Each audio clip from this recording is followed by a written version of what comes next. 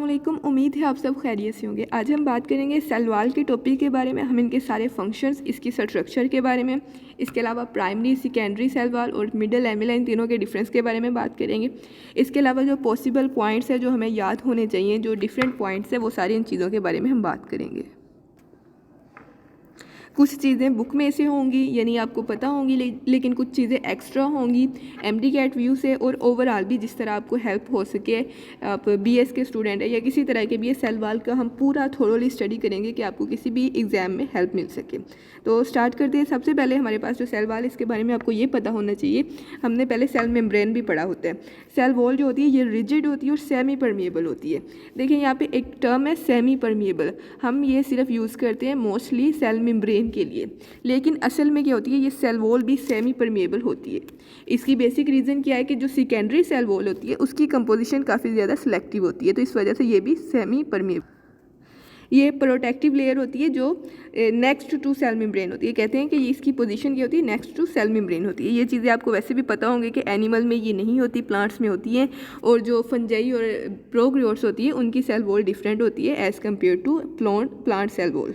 तो cell wall की अगर हम कंपोजिशन की बात करें तो इसकी कंपोजिशन में जो चीज़ें इंक्लूड हैं उसमें सबसे ज़्यादा क्या चीज़ शामिल है, सेलुलोज है। प्लांट सेल वॉल की अगर हम बात करें, प्लांट सेल वॉल में सबसे ज़्यादा क्या चीज़ होती है, सेलुलोज। सेलुलोज क्या है, एक कार्बोहाइड्रेट हमारे पास है। नेक्स्ट हमने जब सेल वॉल के फंक्शन करने हैं तो आपने एक चीज़ नोट करनी है कि मैं आपको बताऊंगी कि सेल वॉल क्या प्रोवाइड करती है। ये स्ट्रेंथ प्रोवाइड करती है, टफनेस प्रोवाइड करती है, इसके अलावा ये वाटर से प्रोटेक्शन प्रोवाइड करती है। तो इस सब की वजह क्या है, हमारे पास बेसिकली अगर हम प्राइमरी सेल वॉल की बात करें तो ये सेलुलोज है।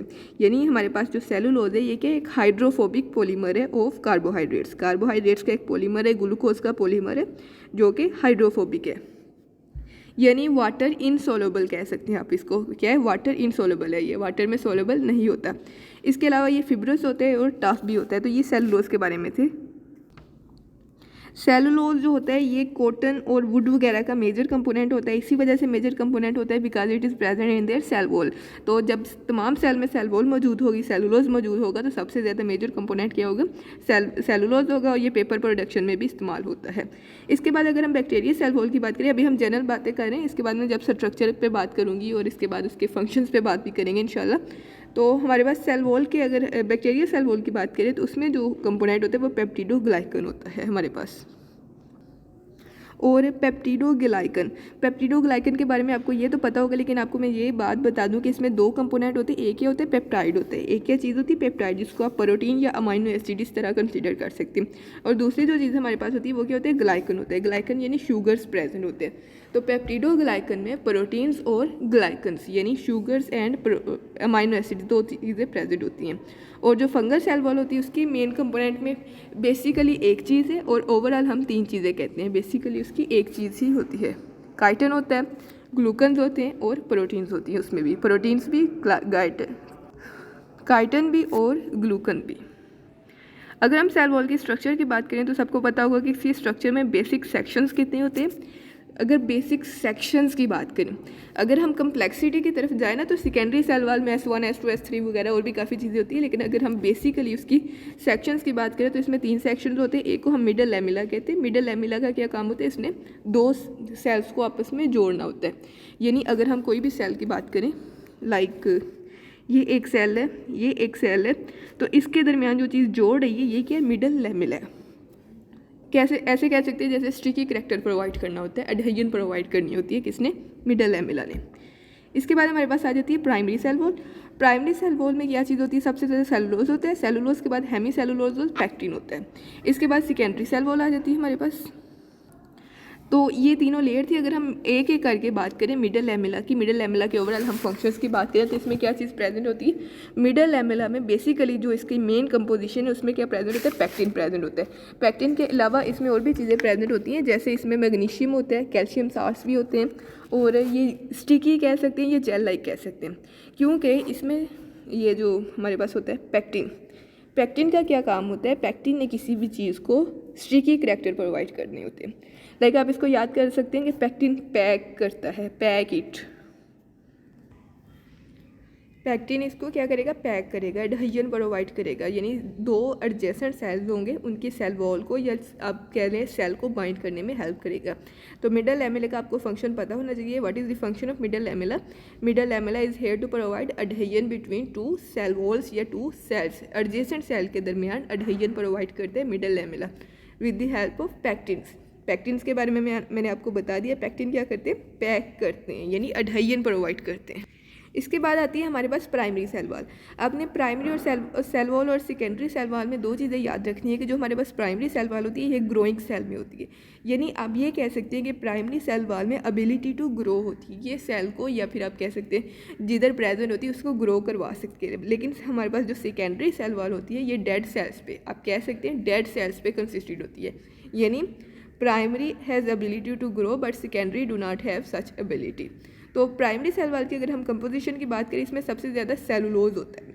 सेलुलोज के बारे में मैंने पहले भी बताया कि स्ट्रेंथ प्रोवाइड करता है क्योंकि ये टफ होता है, फिब्रिस होता है। तीन बातें आपने इसके बारे में याद रखनी है। सेलुलोज हमारे पास टफ होता है, फिब्रिस होता है और वाटर इनसॉल्युबल होता है। सेलुलोज जब टफ है तो ये क्या प्रोवाइड करेगा, स्ट्रेंथ प्रोवाइड करेगा। वाटर इनसॉल्युबल है तो इसका मतलब क्या प्रोवाइड करेगा, टर्गर प्रेशर प्रोवाइड करेगा। और इसके अलावा जो इसकी मैट्रिक्स होती है जहाँ ये सेलुलोज फाइबर प्रेजेंट होती है वो जेल लाइक मैट्रिक्स होती है। ये भी आप पॉइंट याद रखें कि इसकी मैट्रिक्स कौन सी है, जेल लाइक मैट्रिक्स है as compare to secondary cell wall. Secondary cell wall में इस तरह की कोई भी मैट्रिक्स प्रेजेंट नहीं है। तो इसका क्या मतलब हुआ, प्राइमरी सेल वॉल हमारे पास फ्लेक्सिबल है। प्राइमरी सेल वॉल क्या है हमारे पास, फ्लेक्सिबल है due to presence of gel like matrix. But जो सेकेंडरी सेल वॉल होगी वो हमारे पास फ्लेक्सिबल नहीं होगी, आप ये कह सकते हैं लेस फ्लेक्सिबल है। Primary flexible and secondary less flexible. Like यहाँ पे ये लिखा भी हुआ है कि primary cell wall provide strength and flexibility needed to allow for cell growth. तो ये था प्राइमरी सेल वॉल के बारे में बातें। सबसे पहले आपने इनके बारे में क्या याद रखना है कि ये ट्रू सेल लेयर है। ये बुक में भी लिखा हुआ है, पंजाब की बुक में भी लिखा हुआ है कि ये ट्रू सेल वॉल है। ट्रू सेल वॉल कौन सी है, primary cell wall, true cell wall. लेकिन इसके बाद जो चीज़ें आपने याद रखनी है कि ये कब बनती है प्राइमरी सेल वॉल। आपने ये MCQs पॉइंट ऑफ व्यू से या किसी तरह से भी आपने अगर आपने कंसेप्ट बिल्ड करना हो, कुछ भी करना हो, पहली चीज़ आपने इसके बारे में क्या याद रखनी है, ये ट्रू सेल वॉल है। इसके बाद जो चीज़ आपने याद रखनी है ये कब होती है, ये during cell division. Cell division कह सकते हैं, सेल ग्रोथ कह सकते हैं, तब इसकी प्रोडक्शन होती है। इसके बाद सबसे आउटर साइड पे मिडल लैमेला होती है और primary cell wall inner to middle lamella होती है। प्राइमरी सेल वॉल किधर होती है, इनर टू मिडल लैमेला होती है। इसके अलावा ये थिन होती है, ये क्या होती है, थिन होती है और थिन के साथ साथ फ्लेक्सिबल होती है। फ्लेक्सिबल क्यों होती है मैंने अभी बताया, क्योंकि इसकी जेल लाइक मैट्रिक्स होती है। जेल लाइक मैट्रिक्स की वजह से ये क्या होती है, फ्लेक्सिबल होती है। इसके अलावा हेमीसेलुलोज फाइबर्स और पैक्टिन भी इस पे प्रेजेंट होते हैं जो इसकी स्ट्रेंथ को थोड़ा सेकेंडरी सेल वॉल के कंपेयर्ड इसकी हार्डनेस को थोड़ा कम कर देते हैं। इसके अलावा आपने इसके बारे में एक और पॉइंट याद रखना है कि it is adapted to grow, यानी ये प्राइमरी सेल वॉल के जो सेल्स होते हैं ये लिविंग सेल्स होते हैं। ओवरऑल आप लिविंग नहीं कह सकते, लेकिन आप अगर इनको लिविंग कह लें यानी इसके कंप्लीट होने तक, यानी इसमें एबिलिटी टू ग्रो होती है, सेल इसमें ग्रो कर सकता है। तो ये प्राइमरी सेल वॉल के बारे में जो चीज़ें आपने याद रखनी है, कितनी चीज़ें याद रखनी है आपने, टोटल 6 बातें इसके बारे में याद रखनी है। एक चीज़ तो आपको पहले पता होनी चाहिए, इसकी कंपोजिशन क्या है। कंपोजिशन में सेलुलोज आ जाना, हेमी सेलुलोज आ जाना और पैक्टिन आ जाने। कंपोजिशन के बाद जो चीज़ आपने देखनी है कि इसके बारे में इंपॉर्टेंट बातें, पहली चीज़ मैंने क्या बताई आपको कि ये जो होती है ये ट्रू सेल वॉल होती है। ट्रू सेल वॉल होती है ड्यूरिंग सेल डिवीजन फॉर्मेशन होती है, इनर टू मिडल लैमेला होती है, थिन, थिक नहीं मैं बोल रही, थिन एंड फ्लेक्सिबल होती है और इसके अलावा अडेप्टेड टू ग्रो होती है। तो ये प्राइमरी सेल वॉल थी। अगर हम सेकेंडरी सेल वॉल की बात करें, सेकेंडरी सेल वॉल आप इस तरह याद कर सकते हैं कि ये नियरली, यानी कंप्लीटली नहीं कहेंगे, नियरली ऑपोजिट होती है प्राइमरी सेल वॉल से। ये सबसे इनर साइड पे होती है, यानी सबसे अंदरूनी तय होती है जो, क्योंकि ये सबसे लेटर इसकी फॉर्मेशन हो रही होती है जब ग्रोथ कंप्लीट हो जाती है, या ऐसे कह सकते हैं जब प्राइमरी सेल वॉल की ग्रोथ कंप्लीट हो जाती है। तो कुछ सेल्स में दो तरह से ये बनती है। कुछ सेल्स में क्या होती है कि प्राइमरी सेल वॉल की कुछ थिकनिंग होती है और उससे सेकेंडरी सेल वॉल बन जाती है। और कुछ सेल्स में क्या होता है कि प्राइमरी सेल वॉल जो होती है वो कंप्लीट हो जाती है, उसके बाद एक नई सेल वॉल की जो फार्मेशन है वो स्टार्ट होती है, तो सेकेंडरी सेल वॉल होती है जिसकी फार्मेशन दोबारा स्टार्ट हो रही होती है। तो सेकेंडरी सेल वॉल जो होती है ये सब सेल्स में या सब प्लांट्स में या सब सेल्स में, ये कह सकते हैं कि सब प्लांट सेल्स में ये नहीं होती। कुछ प्लांट सेल्स जो ऐसे होते हैं जो विदाउट सेकेंडरी सेल वॉल होते हैं। यानी आपने सेकेंडरी सेल वॉल के बारे में क्या बात याद रखनी है कि ये तमाम सेल्स में, तमाम प्लांट सेल्स में नहीं प्रेजेंट होती, कुछ प्लांट सेल्स में प्रेजेंट होती है, कुछ में नहीं होती। हमने बात की थी प्राइमरी सेल वॉल के बारे में, वो क्या थी, थिन एंड फ्लेक्सिबल। तो इसके बारे में उसके ऑपोजिट होता है, जो सेकेंडरी सेल वॉल होती है ये thicker form of primary cell wall होती है, ये कह सकते हैं।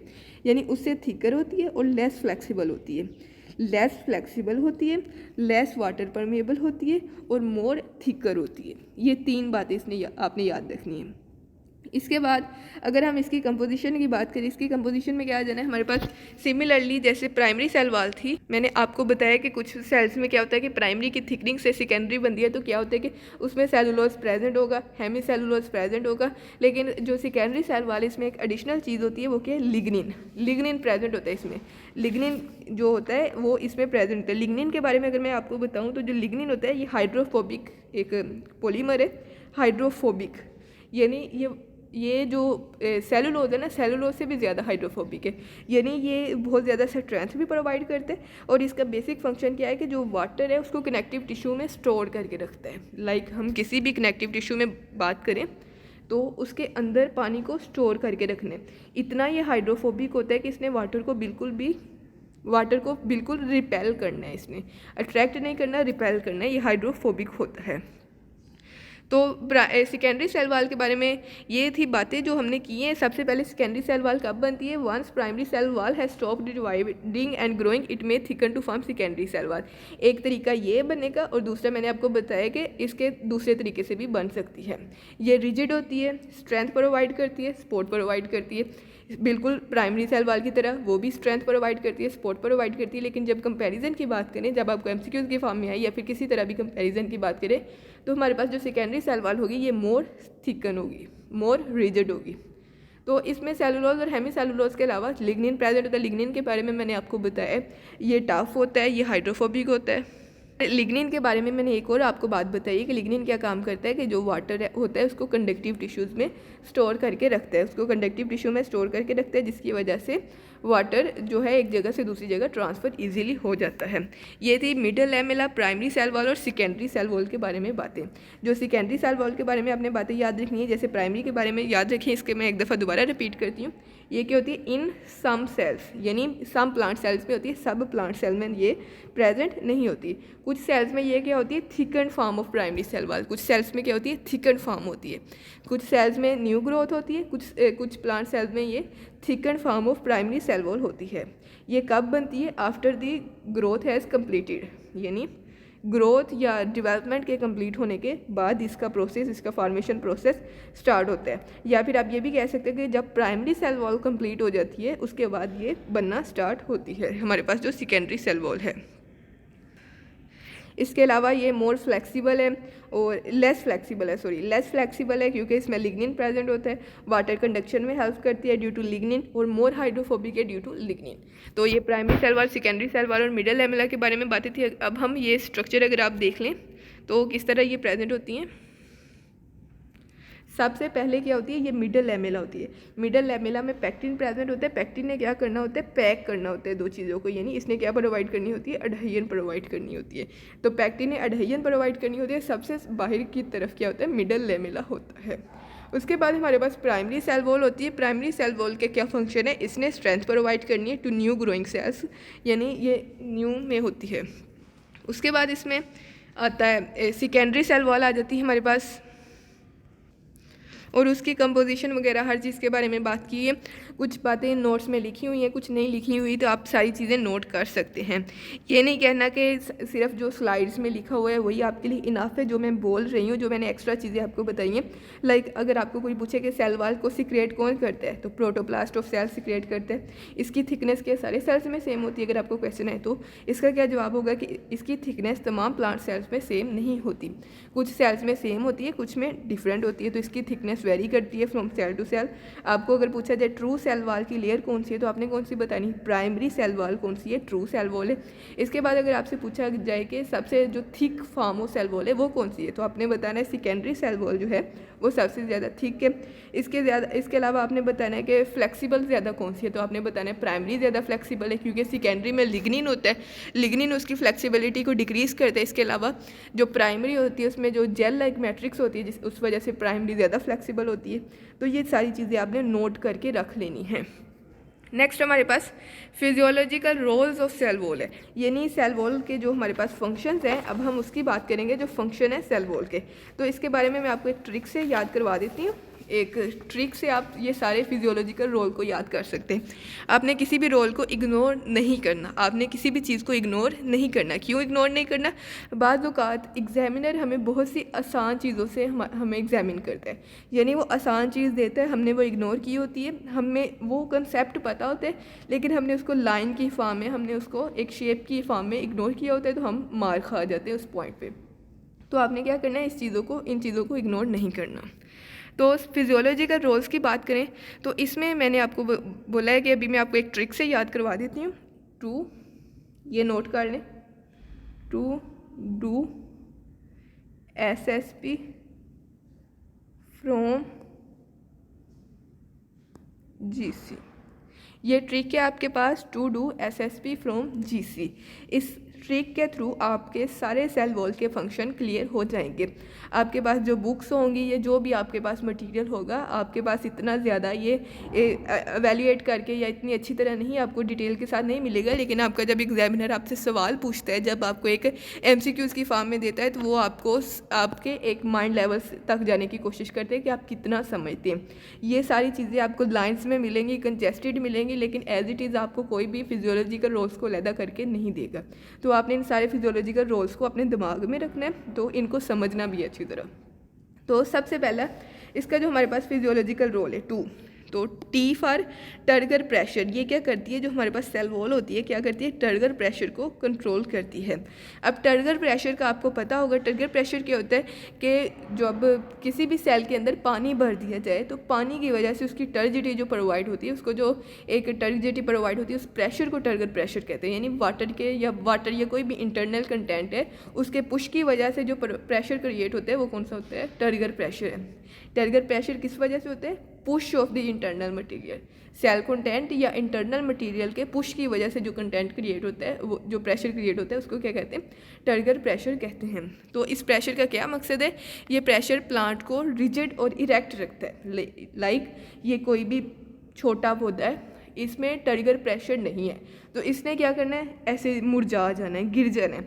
लेकिन जब हम बड़े दरख्त या बड़े पौधों को देखते हैं तो वो क्या करते हैं, इरेक्ट रहते हैं, यानी वो मुरझाते नहीं है। तो उसकी वजह क्या है कि उसमें टर्गर प्रेशर मेंटेन होता है। तो टर्गर प्रेशर मेंटेन करने में किसका रोल है, एक तो इसमें सेलुलोज का रोल है और लिग्निन का, दोनों का रोल है। जिनमें लिग्निन नहीं प्रेजेंट होती उनमें जो टर्गर प्रेशर होता है वो थोड़ा मतलब कम होता है। बेसिकली लिग्निन इसको कंट्रोल कर रहा होता है। तो हमारे पास ये टर्गर प्रेशर के बारे में था। उसके अलावा टू फॉर टर्गर प्रेशर, और इसके अलावा नेक्स्ट हमारे पास डिफ्यूजन को कंट्रोल करती है सेल वॉल। हम सेल वॉल के फिजियोलॉजिकल रोल पढ़ रहे हैं ना, ओवरऑल सेल वॉल के। तो डिफ्यूजन को जो रेगुलेट करती है वो क्या करती है, सेल वॉल रेगुलेट करती है। इसमें आपको 2 MCQs बन सकते हैं। पहला MCQs क्या है कि सेल वॉल डिफ्यूजन को रेगुलेट करती है, तो ये चीज़ आपने नोट कर लेनी। दूसरा आपको ये पता होना चाहिए कि सेल वॉल क्या होती है, पोर्स प्रेजेंट होते हैं इसमें, छोटे छोटे, अगर ये लेयर है सेल वॉल की तो इसमें छोटे छोटे पोर्स प्रेजेंट होते हैं। लाइक आपने FSC तक या FSC की बुक्स में पढ़ा होगा कि सेल वॉल ईजीली अलाउ करती है कंटेंट टू पास, यानी ये सिलेक्टिवली परमिएबल नहीं है। लेकिन मैंने अभी आपको बताया ये भी सिलेक्टिवली परमिएबल है। तो ये आपको एक थोड़ा सा डिफरेंट कंसेप्ट दिया है कि ये सिलेक्टिवली परमिएबल है, लेकिन आप किस वजह से इसको कहते हैं कि ये परमिएबल नहीं है, क्योंकि इसमें पोर्स प्रेजेंट होते हैं जो इवन प्रोटीन्स को भी अलाउ करते हैं आना जाना। यानी ये परमिएबिलिटी की बात करें तो इसकी बहुत कम सिलेक्टिवली परमिएबिलिटी है। तो इसमें जो पोर्स प्रेजेंट होते हैं वो क्या करते हैं कि इसकी डिफ्यूजन को कंट्रोल करते हैं, प्रोटीन्स या किसी भी सब्सटेंस की डिफ्यूजन को कंट्रोल कर रहे होते हैं वो पोर्स। इजीली मटेरियल को इन एंड आउट जाने की वो इजाज़त देते हैं, आप ऐसे कह सकते हैं। नेक्स्ट हमारे पास एस है। एस फॉर ये क्या प्रोवाइड करती है, हमें सपोर्ट प्रोवाइड करती है। सेल वॉल जो होती है ये मैकेनिकल सपोर्ट प्रोवाइड करती है, और मैकेनिकल सपोर्ट प्रोवाइड करने का लाइक हमने बोला ना, टर्गर प्रेशर ने क्या किया था, उसने इरेक्ट रखा था।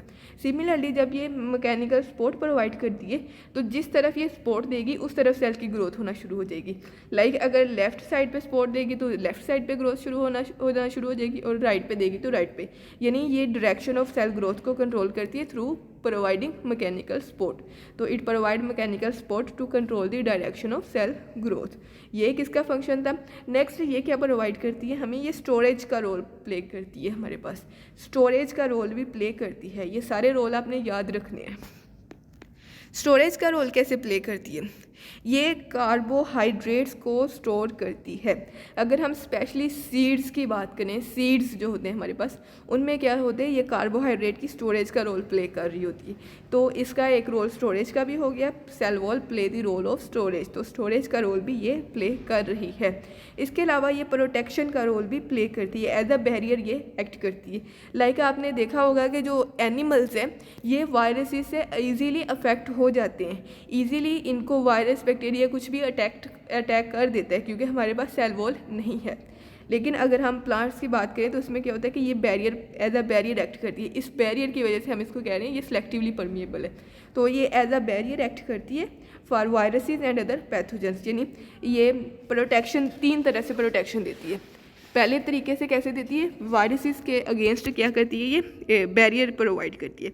उसके अलावा प्रोटेक्शन का एक और भी तरीका है, लाइक हम एनिमल्स हैं, हम किसी पानी वाली जगह पे चले जाएं तो हमारे सेल्स बर्स्ट होना शुरू हो जाएंगे, लेकिन ये प्लांट्स के साथ नहीं होता।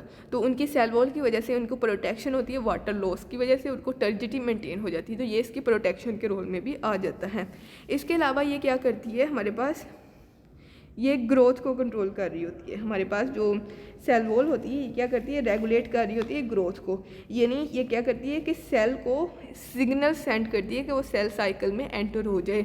अच्छा, ग्रोथ को रेगुलेट करने में आप सेल मेम्ब्रेन का रोल भी पढ़ेंगे। अभी आप सेल वॉल का रोल पढ़ रहे हैं, नेक्स्ट आप सेल मेम्ब्रेन का रोल भी पढ़ेंगे ग्रोथ को रेगुलेट करने में। तो ग्रोथ को रेगुलेट करने में इसका जो रोल है, इसका रोल ये है कि ये सेल को सिग्नल्स सेंड करती है कि भाई हमने अंदर वाला जो सारा मटीरियल है, जो सारा कुछ है, वो हमने प्रिपेयर कर लिया है, अब आपका काम है आप स्टार्ट करें, आप ग्रोथ करना, आप सेल को डिवाइड करना स्टार्ट करें। तो इसका जो लास्ट फंक्शन है हमारे पास वो क्या है, कम्युनिकेशन। इसमें पोर्स होते हैं, प्लाज्मोडेस्माटा जिनको कम्युनिकेशन में ये नहीं है कि जैसे हम मोबाइल के साथ इधर से कम्युनिकेशन उधर कर रहे हैं, तो इसमें कम्युनिकेशन ये है कि इसमें क्या होता है कि इसमें मटेरियल का फ्लो होना कम्युनिकेशन है।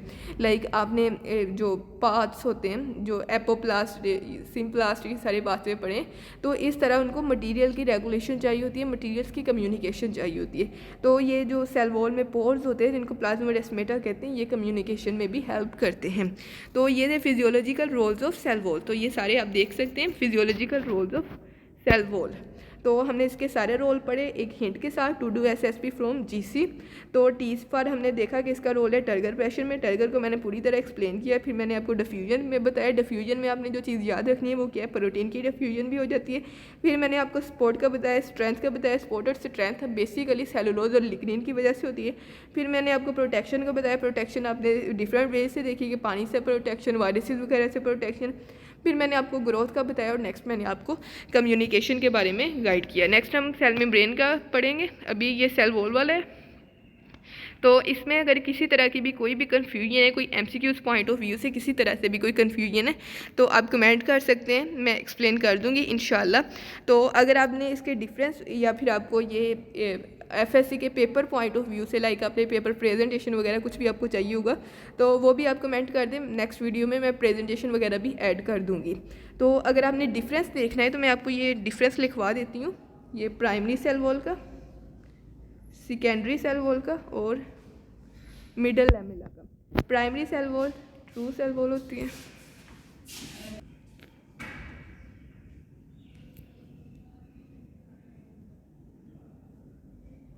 प्राइमरी सेल वॉल हमारे पास ट्रू सेल वॉल होती है, इसके अलावा सेकेंडरी ट्रू नहीं होती, ये ट्रू नहीं होती।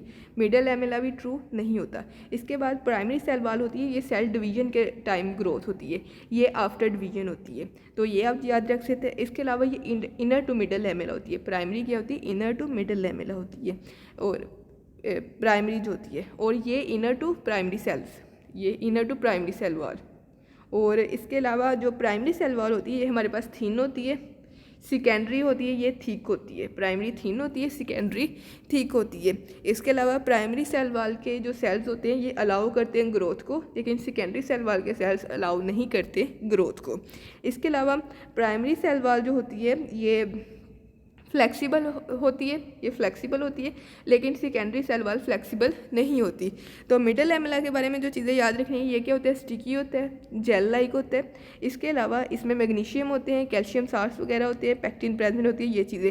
अच्छा, इनके आप डिफरेंस में आप इनकी कंपोजिशन भी लिख सकते हैं। तो डिफरेंस में मैंने 1 2 3 4 5 6 7 पॉइंट्स बता दिए। तो आपका अच्छा भला शॉर्ट का डिफरेंस लिखना है वो भी बन सकता है, लॉन्ग का डिफरेंस लिखना है वो भी बन सकता है।